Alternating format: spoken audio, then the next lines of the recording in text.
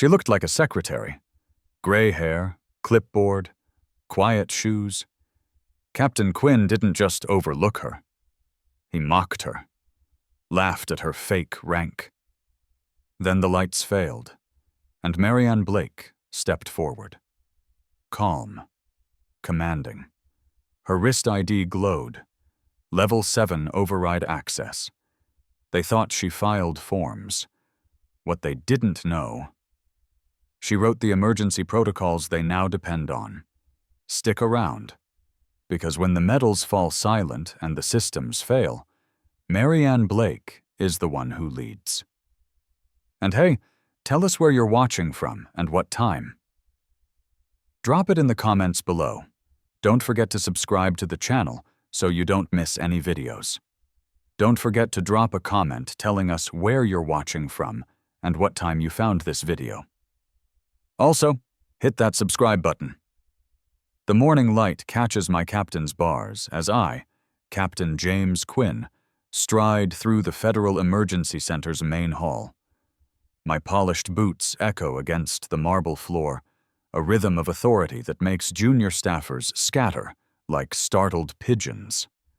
Another day of maintaining order, keeping these paper pushers in line. 20 years of military service has taught me what real leadership looks like, and it's not these desk jockeys with their forms and procedures. That clerk, what's her name? Mary? Marina, hurries toward me, clutching a stack of papers like a shield. Her gray hair and sensible shoes mark her as just another bureaucrat, someone who's never known true pressure. I wave her off with practiced authority, watching satisfaction bloom as she falters mid-step. Captain Quinn, sir, the maintenance reports show critical, she starts, her voice trembling. I don't have time for your paperwork games, I cut her off, my voice carrying across the lobby. Phones appear in hands around us, recording. Perfect. Let them see how real authority handles these situations. Some of us have actual responsibilities. The fluorescent lights above flicker irritatingly, an annoyance I've been hearing about all week. My legacy medal from Desert Storm gleams on my desk through my office window, catching the unstable light. Now that's a reminder of real leadership, not these endless maintenance requests. My phone buzzes with notifications about some trending maintenance emergency #Fed crisis. But what could possibly go wrong in a building full of bureaucrats? I delete the notifications with a scoff. If you can't handle basic building operations without running to me, maybe you should reconsider your position, I tell her, loud enough for the growing audience to hear. That's when she straightens, something shifting in her bearing. I'm Marianne Blake, Chief Administrator for Facility Operations, she says, her voice steady now. And you've just ignored critical infrastructure warnings for the 3rd time this week. The lights flicker again, longer this time. My phone erupts with more notifications as #Captain Quinn fails starts trending. A young intern's voice carries from the crowd. Isn't that the administrator who managed emergency responses during Hurricane Maria? I feel the first tremor of unease as smartphones continue recording. My hand instinctively goes to my captain's bars, polishing them with my sleeve. But when I look up, I see something I've missed before. Respect in the eyes of the staff. But not for me. Have you ever felt the ground shift beneath your feet? 20 years of command, of knowing exactly where I stand, and suddenly I'm wondering if I've been fighting the wrong battles all along. Those maintenance reports she's holding. How many times has she tried to warn me? The lights give one final flicker and die, plunging the main hall into darkness, broken only by the glow of phones still recording my every move. Emergency lights sputter weakly, failing to engage. In the dim light, I see Marianne Blake already mobilizing her team, their movements practiced, efficient. Could it be that real leadership isn't about bars on a collar or medals on a desk, but about seeing the crises before they happen? About listening to those who know their duties, regardless of their appearance or position? Type power check. If you've ever misjudged someone based on appearances, or been misjudged yourself, the darkness grows deeper, and with it, a dawning realization. My grip on authority might be as unstable as these failing lights. And Marianne Blake's eyes tell me she's known it all along. Captain James Quinn drums his fingers on the polished surface of his desk, each tap echoing his mounting irritation. The Emergency Operations Center's lights continue their maddening dance, casting unstable shadows across the collection of medals and commendations that line his office walls. His most recent medal, awarded for crisis management excellence, catches a sputtering beam, its gleam somehow diminished. The latest memo from Marianne Blake glows accusingly on his monitor. 20 years of distinguished military service, and this civilian administrator dares to question his methods? Captain James Quinn's jaw clenches as he reads her detailed analysis of the building's failing systems, her warnings about outdated maintenance protocols that he'd streamlined upon taking command. Pure bureaucratic nonsense, Captain James Quinn mutters, though the persistent flicker of the lights seems to challenge his conviction. His phone buzzes with another social media alert. #FedCrisis is gaining traction, with posts questioning the center's readiness. He dismisses the notification with a sharp swipe, but not before catching a glimpse of security footage being shared. Him, earlier, towering over Marianne Blake's desk, declaring her concerns civilian hysteria. The ventilation system groans again, a sound that seems to carry echoes of his own past. Captain James Quinn's mind drifts to Colonel Roberts, his mentor, who'd always emphasized the importance of maintaining strict hierarchical control. "Never let them question your authority, Quinn," the colonel would say, "especially the paper pushers." The memory brings comfort, but something about it sits uneasily in his stomach now. Scientific studies on his desk, ignored until now, detail the critical role of institutional memory in emergency response systems. Captain James Quinn's eyes catch on a highlighted passage about the dangers of dismissing experienced civilian administrators. His hand unconsciously reaches for his medal, gripping it as if it could shield him from the growing evidence of his misjudgment. A new email arrives, this time from Regional Command, requesting an urgent explanation for the building's systems failures.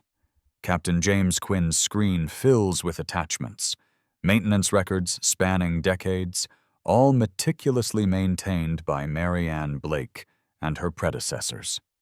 Each document reveals a complex web of institutional knowledge he'd arrogantly dismissed. The groaning from the ventilation system intensifies, and Captain James Quinn feels the first real tremor of doubt. His phone continues to buzz with notifications as #FedCrisis evolves into #QuinnCrisis. Posts are surfacing about previous incidents where his rigid military approach clashed with civilian expertise, each one carefully documented in Marianne Blake's records. Have you ever watched someone's carefully constructed world begin to crumble? Type legacy matters. If you've seen pride come before a fall. In the growing darkness of his office, Captain James Quinn confronts an uncomfortable truth.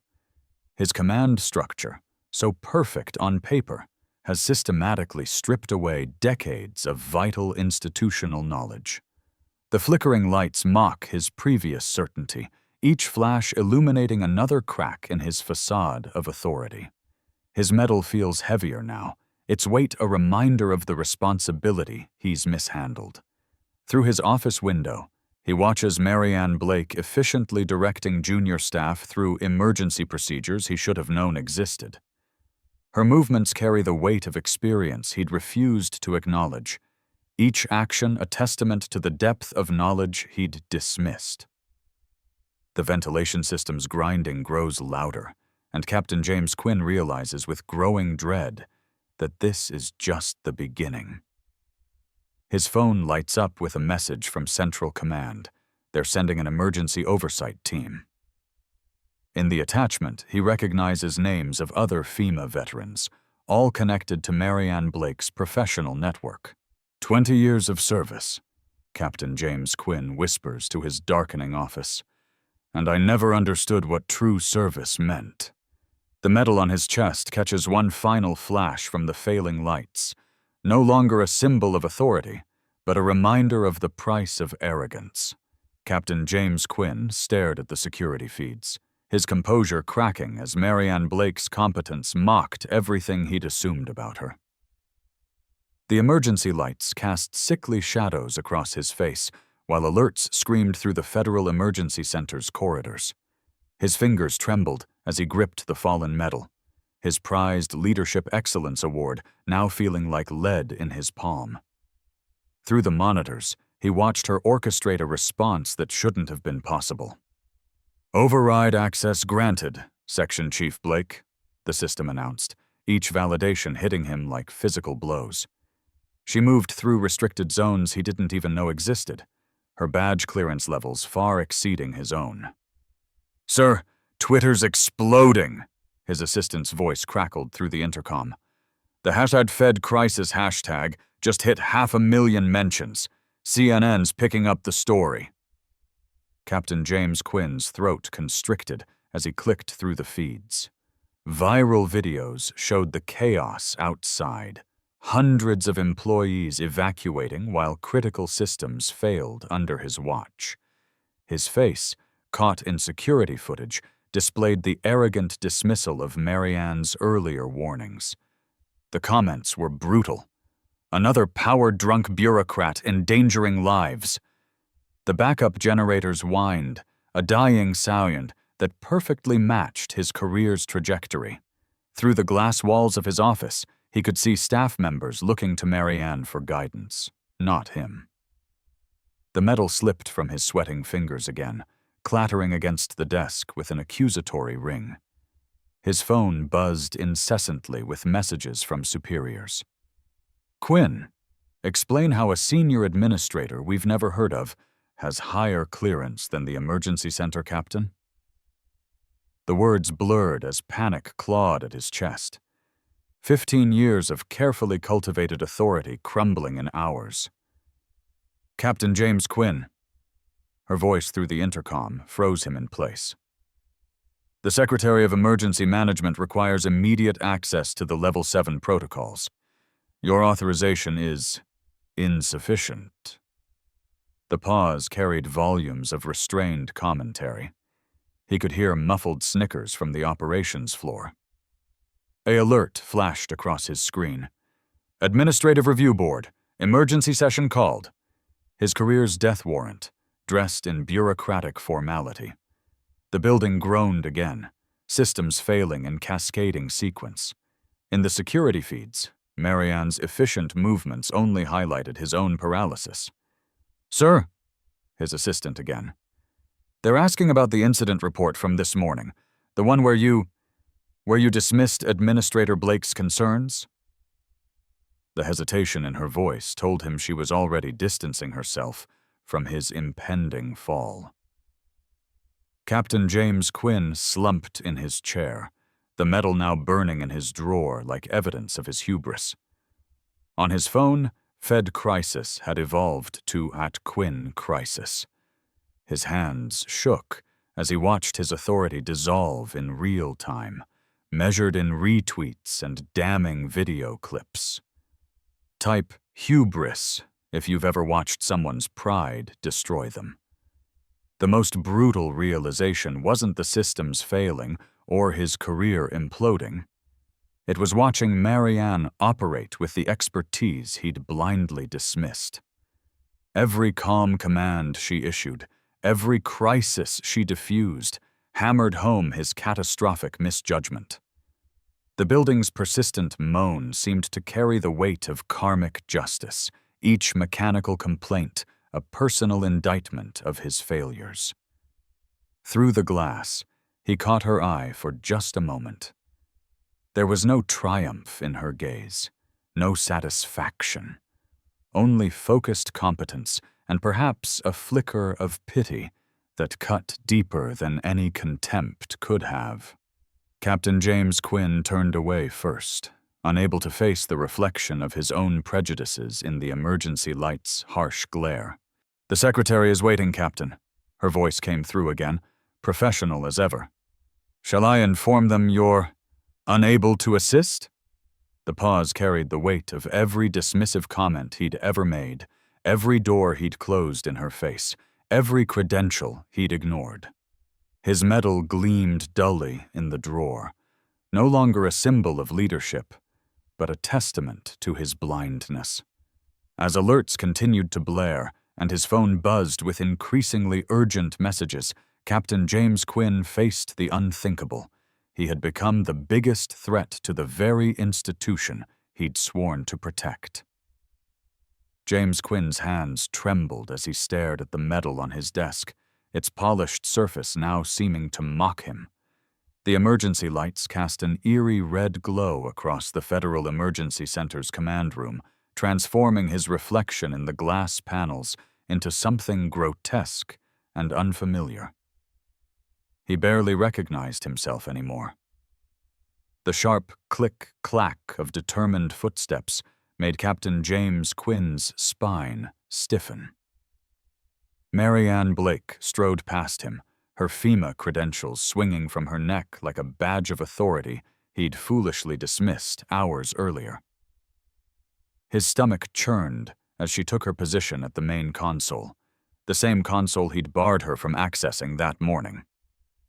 "System override Alpha 70, Marianne's voice rang clear and confident through the chaos. The building's automated response system, which had rejected Captain James Quinn's commands for the past hour, immediately hummed to life.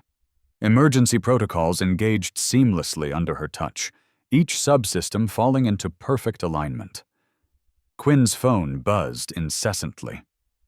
Fed Crisis was trending, but not with the panic from earlier. "Hidden Hero takes command," read one headline.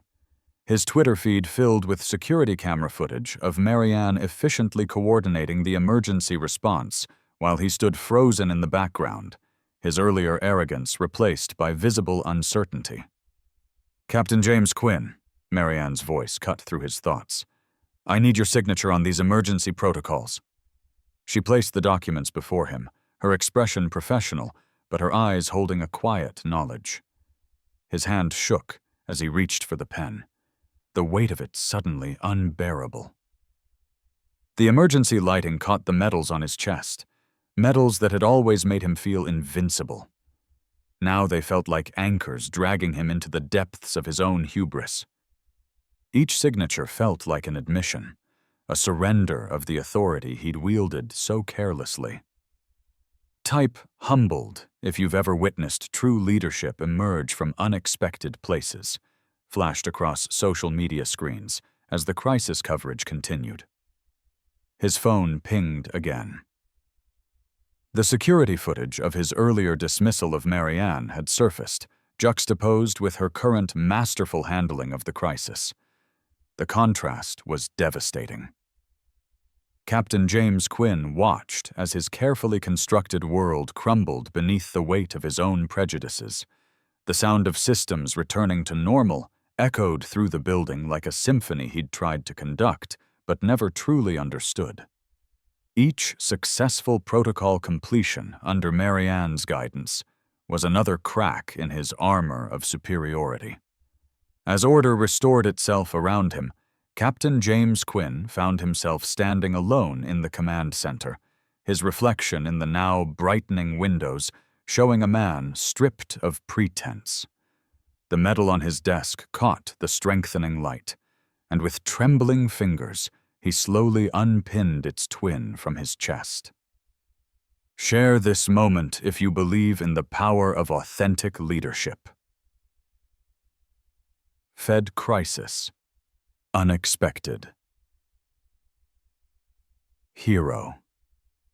The emergency protocols bore his signature now, not as a command, but as an acknowledgement. Captain James Quinn's authority hadn't been taken.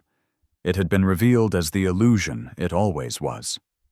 The real power lay in the quiet competence he'd been too proud to see, too arrogant to accept, until crisis stripped away everything but the truth. Captain James Quinn stands motionless before the recognition wall, my trembling fingers trailing across the polished surface of my service medal. The weight of 20 years of assumed superiority feels heavier than the medal itself as I position it carefully below Arthur Blake's weathered FEMA commendation. His daughter Marianne's crisis management today shattered every preconception I'd built my career upon. The emergency center's restored systems hum with reassuring stability.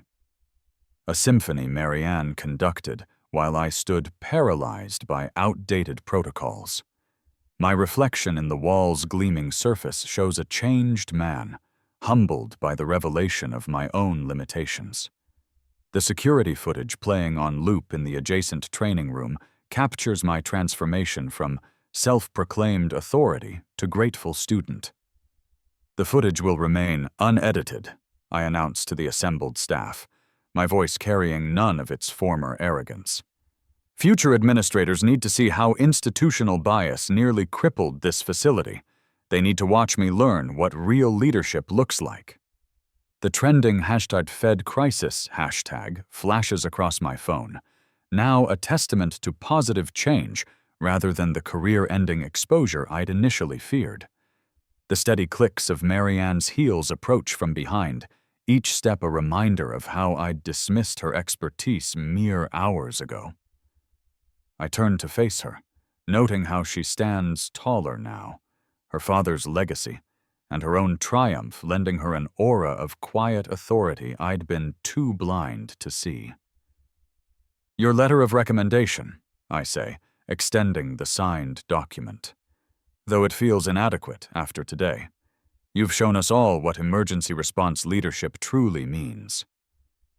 My hand shakes slightly as she accepts the paper, both of us aware of its significance beyond mere promotion. The security footage captures my earlier sneer, my cutting dismissal of her suggestions. Now, it shows something different. My public acknowledgement of her superior crisis management skills, my stumbling apology, the moment I finally stepped aside to let real leadership take control. The training videos will pause here, asking future administrators, when did Captain Quinn demonstrate true leadership? The moment he learned to follow. My phone buzzes again, another round of #FedCrisis shares, but the comments have shifted. "Leadership has no gender," reads one. "Sometimes the best command decision is surrendering command," states another. The viral moment that could have ended my career instead transforms it into a teaching tool. The emergency center's lights pulse with restored power, Marianne's innovative solution proving more effective than decades of standard procedures. I touch my service medal one last time, feeling its smooth surface against my fingertips. Type humble if you've ever had to unlearn prejudice, I whisper to the future viewers of this footage, knowing my journey from arrogance to awareness will resonate far beyond these walls. In the reflection of the recognition wall, I watch Marianne pin her own commendation beside her father's. The steady hum of systems she restored provides perfect accompaniment to this moment of transition. Captain James Quinn, once the self-proclaimed authority of the Federal Emergency Center, now stands proudly as its most public example of transformative humility. "Share this moment," I tell the camera documenting our new beginning. "Not for my journey, but for every Marianne Blake who deserves to be seen, heard, and followed." The #FedCrisis hashtag continues its viral spread, but now it carries a different message. Sometimes the greatest crisis response comes from questioning our own assumptions about who belongs in command.